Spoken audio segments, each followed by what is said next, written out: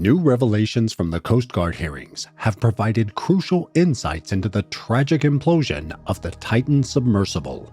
With new details emerging about OceanGate's cost-cutting measures, ignored safety warnings, and design flaws, we explore the factors that may have contributed to the disaster that claimed 5 lives. How did this happen, and could it have been prevented? On June 18, 2023, 5 adventurers set out on a journey of a lifetime aboard the Titan submersible, owned by OceanGate Expeditions. These individuals, each with their own dreams and stories, were driven by a shared passion for exploration, hoping to witness the majestic wreckage of the RMS Titanic, resting more than 12,000 feet beneath the Atlantic Ocean. They were not just explorers, they were seekers of history, thrill, and the profound mysteries of the deep sea.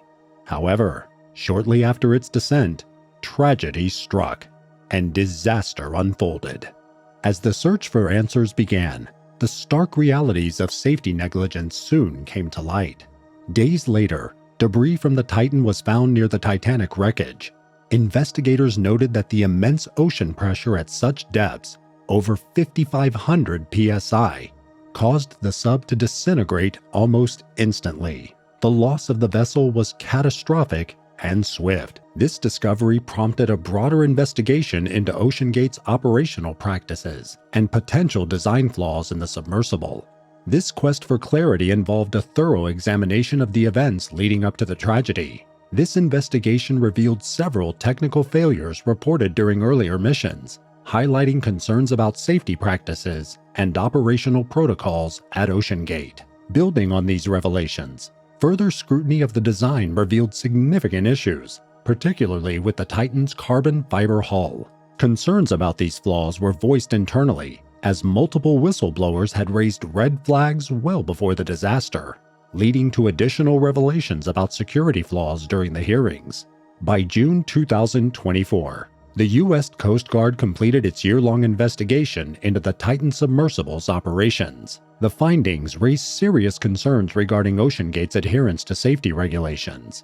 Notably, reports indicated that former CEO Stockton Rush referred to certain safety concerns as baseless. As a result of this disaster, there was an immediate intense investigation into OceanGate's operational practices. These findings revealed the security breaches and unleashed a series of hearings to investigate the underlying issues. As a result of these oversights, the U.S. Coast Guard hearings commenced in September 2024, shedding light on significant safety oversights leading to the disaster. The hearing began with a reading of the final messages sent by the Titan crew. In one of their last communications with the support ship, the Polar Prince, the crew reported that all good here just after dropping 2 ballast weights to adjust their depth. Tragically, shortly after this reassuring message, communication was lost, and the sub imploded during its descent to the Titanic wreck. As the hearings progressed, several former OceanGate employees and whistleblowers, including Tony Neeson and David Lockridge, testified about safety concerns they had raised prior to the disaster.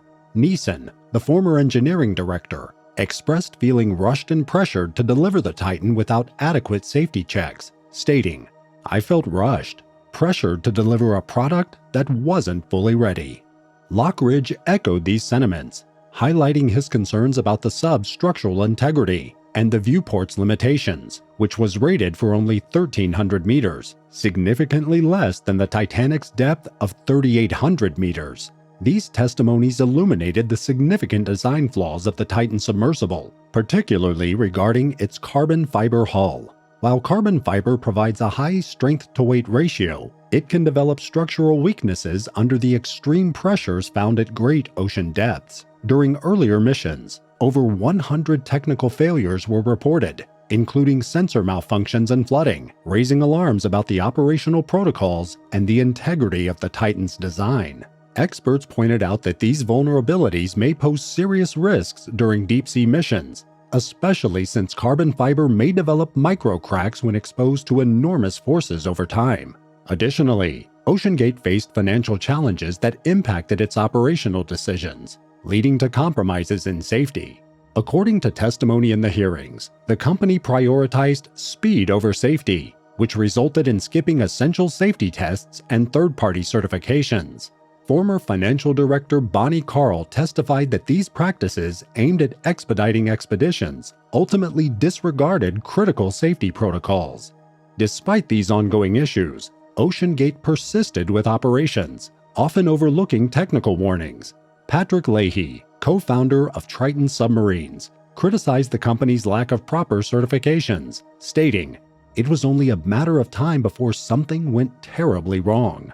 Whistleblowers like Lockridge were reportedly ignored or fired, creating an environment where safety concerns were frequently overlooked. One of the most alarming testimonies came from Antonello Wilby, a former contractor and field roboticist for OceanGate, testified about the navigation system's reliance on pen and paper recordings, which were then manually entered into Excel spreadsheets. She characterized this method as idiotic, pointing to an increased risk of human error in a high-risk environment. Wilby's concerns reflected a broader unease with OceanGate's approach to safety, particularly following incidents during prototype dives. Former employee Matthew McCoy emphasized that OceanGate had been operating in a regulatory gray area, ignoring warnings about the sub's potential structural issues. The hearings underscored how these missteps culminated in a fatal mission that claimed 5 lives. While internal and industry criticism was growing, some external organizations, such as NASA, were involved in the early stages of the Titan's development. However, NASA's role was limited. During the hearings, Justin Jackson, a materials engineer from NASA, testified that NASA's involvement with the Titan submersible was restricted to initial consultations. He emphasized that NASA played no direct role in the design or materials used in the final submersible. Jackson also revealed that NASA had expressed concerns about OceanGate's deviation from industry-standard safety certifications, countering claims that suggested a deeper partnership between NASA and OceanGate. John Winters, a Coast Guard Marine inspector, testified about numerous missed opportunities to prevent the Titan disaster. He revealed that several safety warnings about the sub's structural integrity were repeatedly flagged but ignored. Stockton Rush, OceanGate's CEO, had expressed frustration with regulatory processes, viewing them as overly restrictive. Winter stressed the critical importance of regulatory oversight and safety standards in deep-sea expeditions, and how OceanGate's failure to comply contributed to the tragedy. Wendy Rush, an OceanGate employee and widow of Stockton Rush, was mentioned during the hearings in relation to her role within the company. However, her involvement in the decision-making processes, particularly regarding the Titan missions, was limited and not fully detailed. The hearings primarily focused on the broader company leadership and their responsibility for the safety oversights that allowed the missions to continue despite growing concerns. Alfred S. McLaren, a retired Navy submariner and submersible pilot, testified that more rigorous testing and adherence to safety protocols could have prevented the disaster. He pointed out that the Titan's experimental nature required more oversight than it received. McLaren's testimony reinforced that this was not just a technical failure, but a failure of leadership. As the investigation progressed, a clearer understanding of the Titan's troubled past emerged, exposing significant issues long before its fatal dive. Between 2021 and 2022, the sub reported 118 mechanical failures, including 70 in 2021 and another 40 in 2022, ranging from navigation errors to structural weaknesses. One glaring example of negligence was the sub being stored in freezing temperatures for 7 months without proper protection, likely further damaging its carbon fiber hull. This accumulation of issues ultimately created the conditions that led to the Titan's implosion. Furthermore, internal safety warnings were repeatedly dismissed. Engineers raised serious concerns about the hull's structural integrity and the absence of rigorous safety protocols. Stockton Rush, OceanGate CEO, consistently downplayed these warnings, insisting the risks were manageable and pushing the Titan beyond its limits. A notable incident occurred in 2018 when David Lockridge, OceanGate's former director of marine operations, filed a report highlighting serious concerns about the sub's capability to survive the extreme pressures of deep-sea exploration. This contributed to a culture where employees felt discouraged from raising concerns that could delay expeditions or increase operational costs, which may have contributed to the fatal dive that resulted in the loss of 5 lives. Moreover, the use of basic systems, such as manually entered spreadsheets to track the sub's position, was considered concerning by many experts. The company marketed the Titan as groundbreaking, downplaying its experimental design and untested features. Passengers were informed about the expedition, though concerns have been raised about whether they were fully aware of the significant risks involved.